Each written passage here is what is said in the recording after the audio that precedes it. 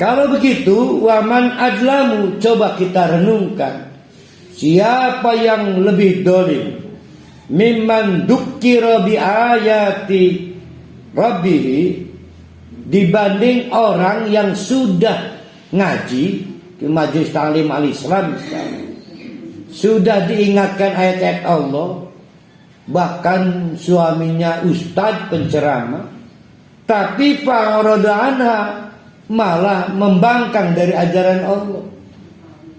Padahal laki ini gue sorban, gue udang-udang, hanya karena suaminya penistri lagi, oh marah-marah, menganggap poligami itu sadis dan tidak layak bergabung dengan women's club. Maka si penceramah kondang ini ngeleh. Itu fa'rodan. Wa nasiya ma qaddamat yadahu, dan coba-coba menganggap tidak terjadi apa-apa. Jadi qaddamat yadahu itu apa cekeneh yang baru dilakukan apa nih? Misalnya nyolong. Yang paling mudah apa ya? Menampar istri. Nah, misalnya menampar istri, ceplok. Ini menampar amarah, bukan nampar edukasi.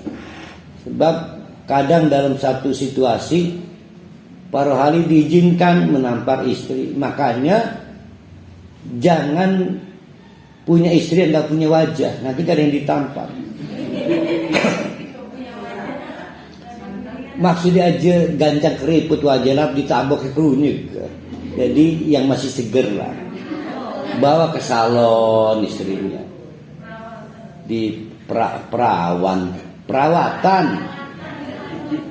Nah, maqaddamat jadahu, cekene nampar, tapi mana siang ngeblek berkalingan. Kang, serius dah Kang, yang pantas saya terima apa no? Tadi berapa? Hatinya sudah mati. Segitu dahsyat, tamparannya nggak seberapa, tapi sakit di hati istrinya. Tapi nggak sebegitu di suaminya. Nah itu namanya nakron dan wakron ya. Sudah mati. Inna ja'alna ala qulubihim akinnah. Begitu itu terjadi karena oleh Allah dibiarkan di hatinya ada akinnah, dinding yang membuat dia nggak bisa menerima input apapun. Ayyaqahuhu, yang mampu membuat dia paham apa yang baru dia lakukan. Korupsi darah memindahkan barang ya, menolong dikiranya menolong orang macam-macam lah, pokoknya gagal paham aja. Wa fi adanihim waqron, dan yang lebih parah oleh Allah dibiarkan di telinganya wakron, ada sumpelan, sehingga tidak mampu meresepsi nasihat, nggak mampu menerima nasihat. Tapi hatinya, kanal hatinya ada saluran input. Dia menerima message dari otak, dari manapun, visual, telinga. Nah saluran ini ditutup pakai akinnah, yang menyebabkan hatinya teralienasi dari keadaan luarnya, sampai nampak istrinya dia nggak sadar, bukan nggak sadar, nggak membekas, nggak mampu membayangkan, kalau saya jadi istrinya ditampar ya, apa cara nikun, sudah kayak robot baik tadi. Hati-hati ketika orang itu sudah tidak merasa bersalah, hati-hati. Nah itu disebut kehilangan lawama. Itu azab bukan betul.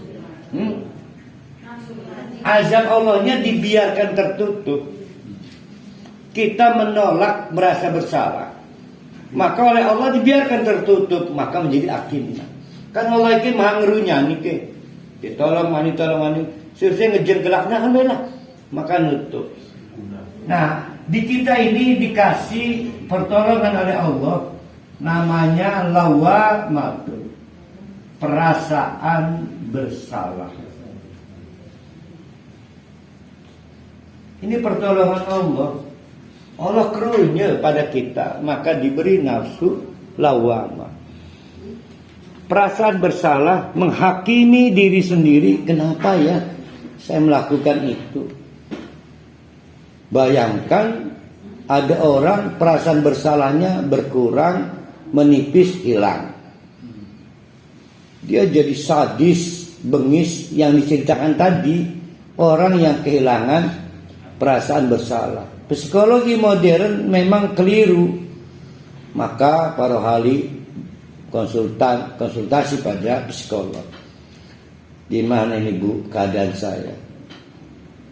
Saya nggak bisa tidur terhadap apa yang saya lakukan pada istri saya. Sudah terlalu lama istri saya menderita. Maka kata si psikolog, Parohali nggak sendiri di dunia ini. Orang seperti Parohali banyak. Buang perasaan bersalah. Parohali bunuh diri. Itu keliru. Karena dalam teori Al-Quran malah pelihara perasaan bersalah itu. Maka akan menuntun dia pada yastaghfiru. Ma mana'an nas ayyastaghfir. Apa sih sehingga sebab begitu banyak Allah mengingatkan belum juga istighfar karena hilangnya lawama itu. Nafsu lawama. Perasaan bersalah. Iya nafsu. Nafsu lawama itu nafsu bersalah. Kan nafsu itu macam-macam. Ada mutmainnah, ada amaroh, atau nafsu berkecenderungan. Amaroh, berkecenderungan. Orang bisa ngeremku, pengen nih ngebohong, benar ngebohong kering. Itu amaroh. Ada nafsu penting namanya al-mutmainnah. Al-mutmainnah ini penting karena dia sangat berfungsi pada saat kita loss. Contoh, kehilangan rezeki, tapi tetap mutmain. Kehilangan kesempatan tetap mutmainah. Kehilangan rabi tetap mutmainah. Itu penting. Mutmainah berkaitan dengan sabar. Nah, lawamah ini berkaitan dengan rasa penyesalan. Nah, amarah itu berkaitan dengan ambisi, menjadi-jadi. Semua Allah kasih, semua lengkap, paketnya lengkap. Tidak orang soleh, tidak orang salah. 3 nafsu ini ada. Tinggal mana yang paling dominan. Tapi teori barat membuat nafsu lawamah itu berkurang, menipis, hilang. Akhirnya sulit kita istighfar. Nah, itulah bapak-bapak. Wa rabbukal ghafur ar-rahmah. Aneh loh. Allah itu adalah pemilik al-ghafur. Lazim mubalaghah. Fa'ulun. Berarti ampunannya la kepragate. Tidak ada habisnya. Bahkan sampai di hisab nanti, ampunan Allah nyampe. Sudah gak ada amal, Allah masih memberikan ampunan. Ar-Rahmah dan sifat karunia. Allah itu punya belas kasihan pada kita.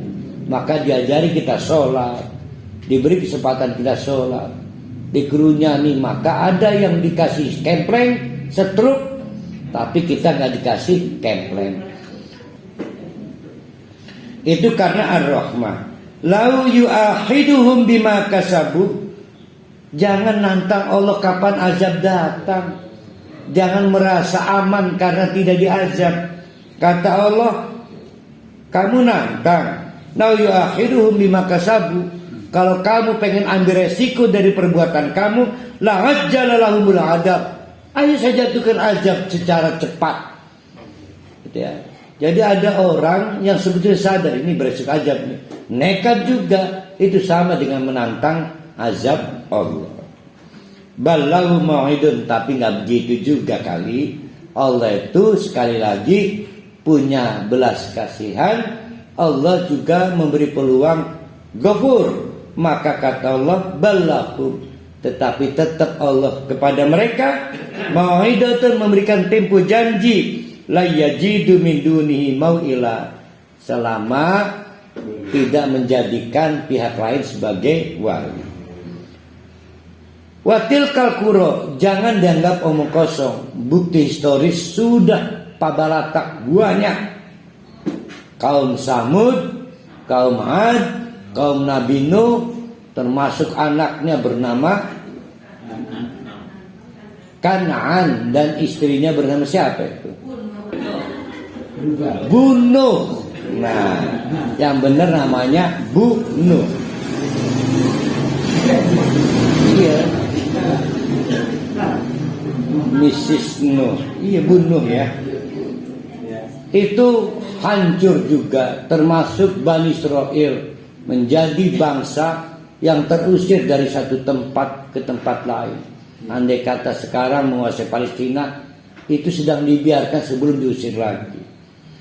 Maka kata Allah, watil kal qura. Lihat tuh penduduk kampung itu, qura.